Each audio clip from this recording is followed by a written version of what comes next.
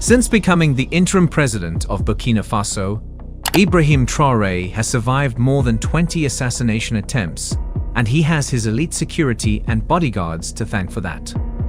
In a world where power often comes with danger, few leaders embody resilience like Ibrahim Traore, the young and fearless president of Burkina Faso. Rising to power with a bold vision of sovereignty and independence, Traore has quickly become a symbol of defiance against foreign influence and a champion of African pride. But such courage comes at a steep price. Facing multiple assassination attempts, Traore has been forced to move with utmost caution, guarded by one of the most elite and fiercely loyal security teams on the continent. His security detail is not just any protection unit. It is a hand-picked brotherhood of battle-hardened warriors, trained for one purpose: to shield their leader at any cost. Clad in tactical gear, equipped with the latest weaponry, and operating with military precision, these men form an unbreakable human wall around Traore. Their loyalty is absolute, their instincts razor-sharp, and their presence commands immediate respect and fear. Every movement Traore makes is calculated, every public appearance choreographed to perfection, blending strategy, secrecy, and sheer force. His bodyguards are more than protectors. They are silent warriors in an ongoing battlefield where the stakes are nothing less than life and death. In this shadowy world of power and peril, Ibrahim Traore stands tall, a leader who refuses to bow, protected by a fortress of unwavering loyalty. But the big question is why? Why do they want him out? What is he doing that is making many people uncomfortable? Why there are so many assassination attempts on Ibrahim Traore? In a continent where political change often comes slowly, Ibrahim Traore erupted onto the African stage like a wildfire. At just 34 years old, he seized leadership of Burkina Faso, promising to tear down old systems, reclaim sovereignty, and build a new future free from foreign dominance. But revolutionary dreams come with powerful enemies. The sheer number of assassination attempts against Traore is no accident. It is the direct result of a young leader daring to challenge the global order. First, Traore's firm rejection of French influence shattered decades of political tradition. By expelling French troops and closing France's military bases, he struck at the heart of powerful interests that have long benefited from Burkina Faso's resources and strategic position. To those who once controlled the country's fate from afar, Traore's defiance was an intolerable threat. His removal, by any means necessary, became a high-stakes goal. Second, Traore's open embrace of Russia and alliance with other Sahel nations like Mali and Niger has shifted the regional balance of power. His leadership fuels a broader movement against Western dominance in Africa. This political realignment disrupts major economic, military, and diplomatic interests, painting a massive target on his back from foreign and local players who see their influence slipping away. Third, his internal reforms have angered entrenched elites. Traore's push to clean up corruption, reduce dependency on foreign aid, and redistribute power to the people threatens the wealth and status of long-entrenched political families and military figures. Those who once thrived under the old system viewed his leadership not as a new hope, but as an existential danger. Fourth, Traore's youth and charisma inspire the masses, especially the younger generation hungry for real change. This makes him even more dangerous to the old guard. His ability to unite the poor, the marginalized, and the frustrated gives him a revolutionary momentum that traditional powers cannot control, and they fear the wildfire he might ignite across Africa. Finally, Burkina Faso's strategic location in the Sahel, a hotspot for terrorism and geopolitical competition, means Traore's every decision has international ripple effects.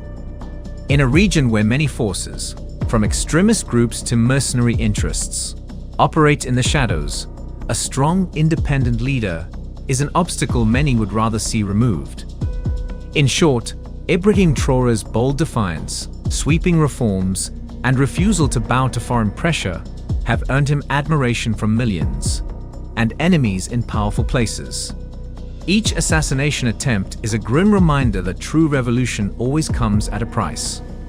Yet, with every threat he survives, Traore only seems to grow stronger, becoming not just a leader, but a symbol of an Africa ready to reclaim its destiny. Knowing that his life is under contact attack, Ibrahim Traore has enforced his security with some of the best and loyal people in Burkina Faso. The Invisible Wall, Captain Ibrahim Traore's fearless security detail. In a world where political power often teeters on the edge of danger, Captain Ibrahim Traore stands tall. Not just because of his courage, but because of the invisible wall of warriors who shield him from death itself. Rising from the heart of Burkina Faso's military ranks to the pinnacle of leadership, Traore's journey has been nothing short of extraordinary. But with great power comes even greater peril. Facing numerous assassination attempts, betrayal plots, and external threats, Traore has entrusted his life to one of the most elite, loyal, and battle-hardened security units Africa has ever seen. The Selection.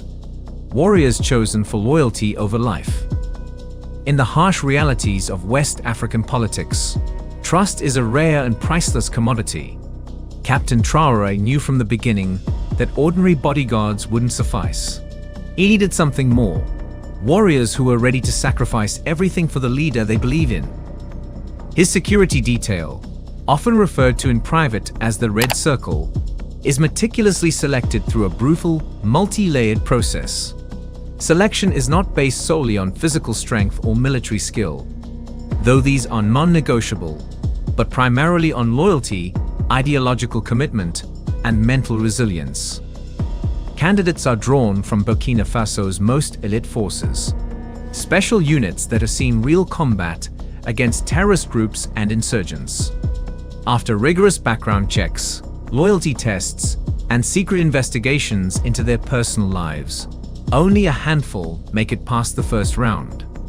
Each is subjected to extreme stress training, including mock ambushes, live fire scenarios, and psychological warfare drills. They are tested not just on their ability to defend, but on their willingness to stand firm even if the price is death. An oath written in blood. Joining Traore's security is not just an assignment, it is a sacred oath. Every member of the Red Circle takes a vow of absolute loyalty, pledging their life without question. It is whispered that the final test involves a chilling choice. Simulate sacrificing themselves to protect Traore in an exercise where failure means permanent dismissal, no second chances. Their loyalty is forged in fire and bound by a brotherhood that transcends fear. To betray Captain Traore is considered not only a crime, but a betrayal of the nation's hopes for true freedom. Beyond the guns, psychological warfare experts. Captain Traore's security isn't just about firepower and muscle. His guards are highly trained in intelligence gathering, counter-surveillance, disinformation, and psychological operations. They blend into crowds, scan for the smallest threat, and are trained to predict assassination attempts before they happen. They study the tactics of foreign intelligence agencies, mercenaries, and even extremist groups. Traore's security team operates with layers: visible bodyguards who stand like iron walls beside him, and invisible agents embedded deep in the environment, watching, analyzing, neutralizing threats long before they reach the captain's line of sight. The Unbreakable Shield. Every public appearance by Captain Traore is a masterpiece of security choreography. His movements are never random. Routes are altered at the last minute. Vehicles are switched without notice. Double and triple decoy convoys are deployed to confuse potential attackers. Drones and snipers provide aerial and long-range coverage. In some instances, Traore even uses body doubles for high-risk events, a tactic learned from historical revolutionary leaders who survived countless assassination attempts. But perhaps the most remarkable feature of his protection is the mindset of his bodyguards. A total, unwavering commitment to die standing if necessary. These are not men who think of retreat. In their minds, There is only one mission. Captain Traore must live, even if every one of them falls. Why such loyalty? Why would trained warriors choose almost certain death for one man? The answer lies in Captain Traore's message and his authenticity. To his security detail, and to millions of young Africans, Traore isn't just a president, he is a symbol of liberation. He rejected foreign domination, demanded sovereignty, and dared to confront corrupt systems head-on.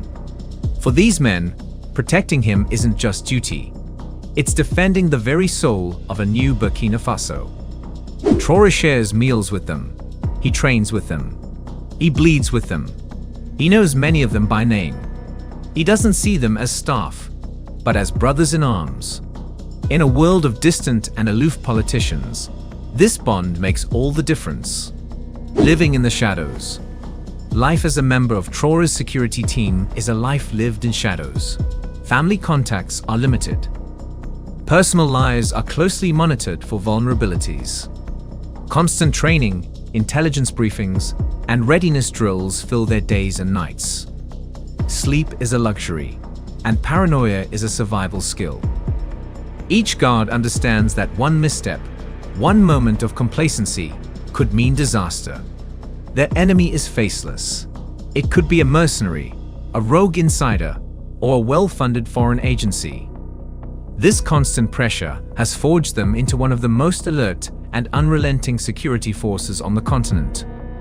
The legacy they are building. Captain Ibrahim Traore's Red Circle has already entered legend among African youth who see in him a leader worth fighting for.